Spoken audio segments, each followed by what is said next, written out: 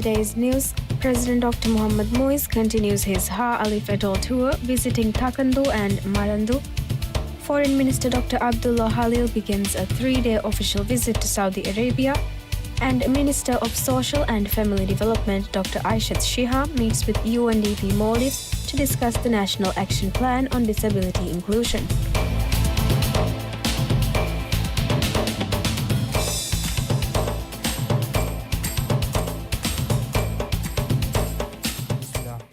Assalamu alaikum. Welcome to News. I'm Yusuf bin Muhammad. President Dr. Mohammad Moise unveiled an ambitious development agenda for Ha Alif Diddu during his visit to the island on Tuesday. The President first met with the Diddu Island Council, Women's Development Committee and institutional heads at the Council Secretariat to address pressing local concerns.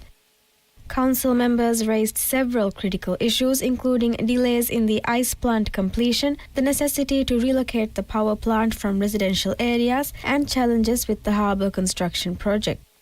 They also highlighted the need for a new council office building and a public works unit. Educational and healthcare infrastructure improvements for Diddu Hospital and schools were also discussed. Following these consultations, President Moise made several significant announcements during his meeting with the residents. Most notably, he reaffirmed his commitment to commence airport construction in Diddu within the year, positioning it as a crucial component of the government's broader development strategy for North Tiludummati. The airport project is envisioned as part of an integrated development zone encompassing the 4 northernmost atolls, with similar initiatives planned for the southern region. The President announced a wide-ranging development program, including 200 housing units with tenders due by month end, waste management services through WEMCO, and enhanced healthcare facilities featuring CT scan and speech therapy at the atoll hospital. The plans also encompass sports facilities, including a football ground and swimming track, alongside improvements to the island's port, harbour and power infrastructure. During the visit, the government also launched National Identity Card services in Diddu, marking another step in the administration's efforts to decentralize essential services. The service was officially inaugurated by Minister of Homeland Security and Technology Ali Ihsan, making Diddu the latest addition to the nationwide expansion of ID card and passport services. Addressing the gathering, President Dr. Moise emphasized the importance of unity and collective progress, stating that development initiatives would benefit all citizens regardless of political affiliations. He called for mutual respect among citizens, whilst acknowledging that differences in opinion are natural in a democracy. The President reaffirmed his commitment to constitutional rights and assured that his administration would not tolerate political injustice. President Dr. Mohammad Moise has extended condolences to King Salman bin Abdulaziz Al Saud and the people of Saudi Arabia following the passing of His Royal Highness Mohammed bin Fahad Al Saud. In his message, President Dr. Moise expressed sorrow over the loss and highlighted Prince Muhammad's dedication to social welfare and humanitarian causes. He acknowledged the late Prince's contributions to youth development, healthcare accessibility, and efforts to improve living standards. The President concluded by offering prayers for Almighty Allah to grant strength and solace to King Salman, the royal family, and the people of Saudi Arabia during this time of mourning. President Dr. Mohammad Moise visited Takandu Island in Ha Alif Atoll on Wednesday as part of his ongoing tour of the region. His visit focused on launching major infrastructure projects, addressing key development concerns, and engaging with the local community. During his visit, the President inaugurated a new police post, reinforcing nationwide security efforts, and participated in the groundbreaking ceremony for a new council secretariat building. Additionally, he attended a signing ceremony for the establishment of Bank of Maldives ATM services, a move designed to improve financial connectivity and ensure accessible banking services for island residents. Alongside these infrastructure developments, President Dr. Moise met with members of the Takandu Island Council, the Women's Development Committee WDC, and institutional heads, where discussions centered on the island's most pressing needs.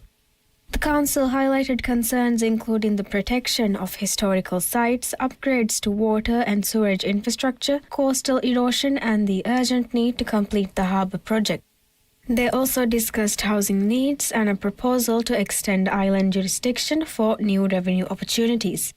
Responding to these concerns, President Dr. Muiz announced major infrastructure updates, including a harbour expansion project and the introduction of RTL ferry services before Ramadan.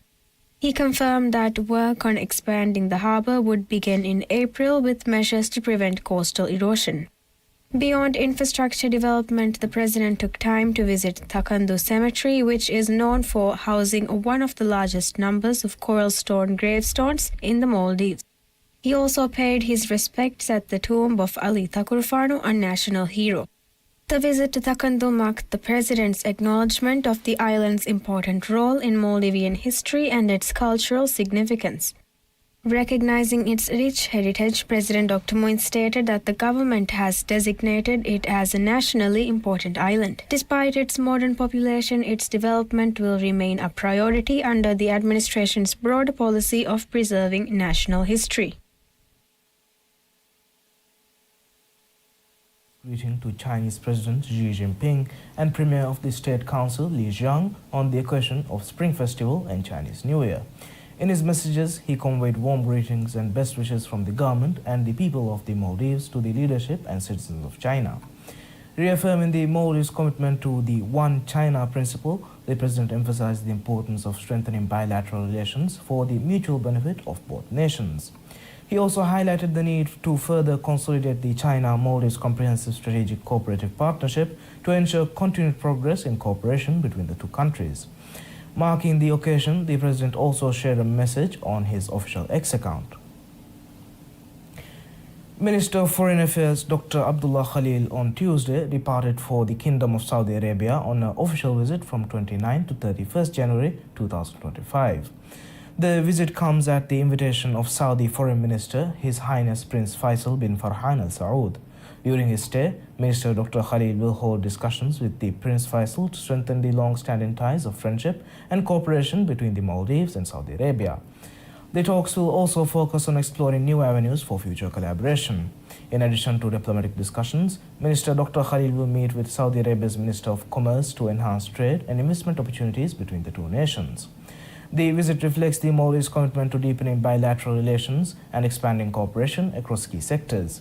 Accompanying the Foreign Minister on this visit are Dr. Hala Hamid, Secretary Bilateral, and Ms. Khadija Najiha, Joint Secretary at the Ministry of Foreign Affairs. We'll be back after a short break.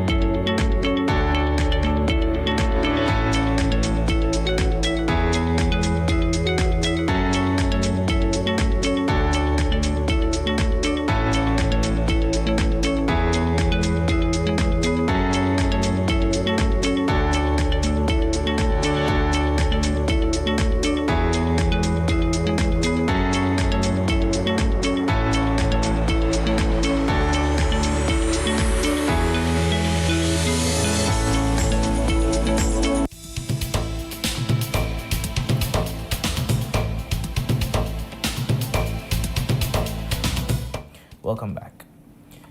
The Minister of Construction, Housing and Infrastructure, Dr. Abdullah Muttalib, has reinforced ties with Saudi Arabia during a bilateral meeting with Majid bin Abdullah Al Huqail, Minister of Municipalities and Housing.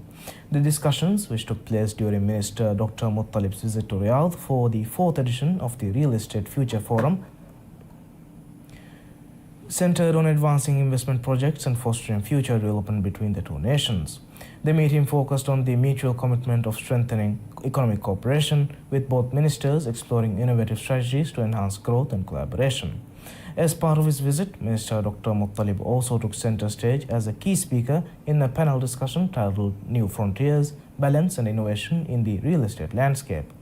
The Real Estate Future Forum, a premier event in the sector, served as a platform for international stakeholders to address challenges and opportunities in real estate development. The Maldives Transport and Contracting Company (MTCC) has announced that land reclamation work for the development of Tagorado Airport is well underway. The project, awarded to MTCC on November 16, 2024, marks a key step in enhancing regional air connectivity. According to MTCC, initial work on installing a bund wall to protect the shoreline in the reclamation area has already begun. A total of 378,350 cubic meters of land will be reclaimed for the airport development. Additionally, revetment work will be carried out with over 979 meters, with geobag revetment installed over 609 meters to strengthen coastal protection. The reclamation work has been contracted at a cost of 106.2 million rupiah, with completion expected within 300 days. Reclamation work had previously been carried out in Goradu, and the Island Council stated that 45 hectares of reclaimed land will be utilized in accordance with the island's land use plan to support various development projects. The Minister of Economic Development and Trade, Mohammed Said, has stated that the Maldivian economy is recovering from previous challenges and progressing without accumulating additional debt, describing this as one of the government's greatest achievements. Speaking to local media, Minister Said noted that the government inherited a difficult economic situation but has successfully put the country back on track. He emphasized that with economic stability restored, new development projects are being initiated, paving the way for further progress. According to the minister, both Maldivian and foreign businesses have regained confidence in the economy compared to the period before the current administration took office. He cited examples of key developments, including the launch of the air ambulance service and the commencement of wide-body aircraft operations, which have enabled direct tourist arrivals from China. Looking ahead, the government aims to expand tourism infrastructure in the northern atolls, with plans to increase the number of tourist beds in Ha Alif and Ha Dal this year. Additionally, land reclamation work under the Maldives Economic Gateway project is scheduled to commence. Minister Said described 2025 as a year of economic activity, with a combination of budget projects and off-budget initiatives driving growth across various industries. Minister of Social and Family Development, Dr. Aisha Chiham, held discussions with the resident representative of UNDP Maldives, Enrico Gabglia, on the implementation plan of the National Action Plan on Disability Inclusion, NAPDI.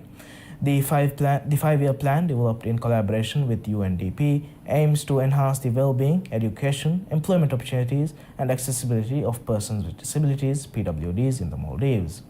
During the meeting, UNDP highlighted the inclusive and consultative approach taken in the development of NAPDI, emphasizing the active engagement of PWDs and their representative organizations.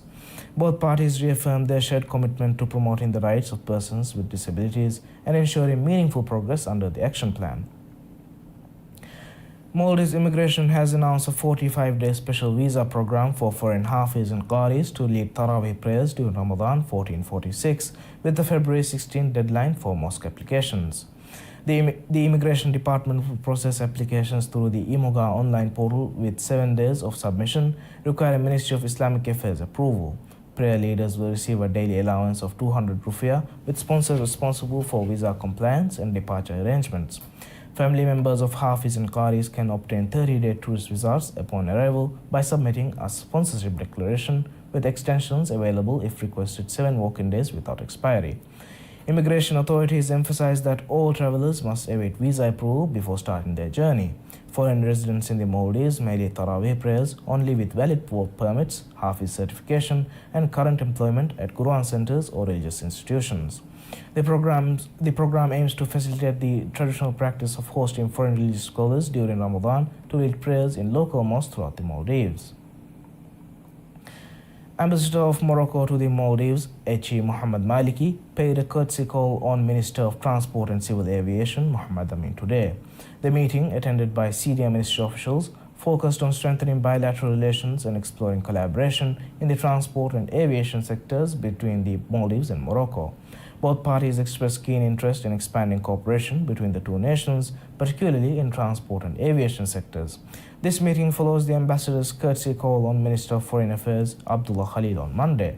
During that meeting, they discussed ways to strengthen bilateral relations and expand collaboration in areas of mutual interest between the Maldives and Morocco.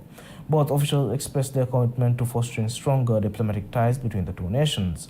These diplomatic engagements reflect the ongoing efforts to strengthen the partnership between the Morocco and the Maldives across various sectors and institutions. Thank you for watching MM News. I'm Yusuf bin Muhammad and have a great day.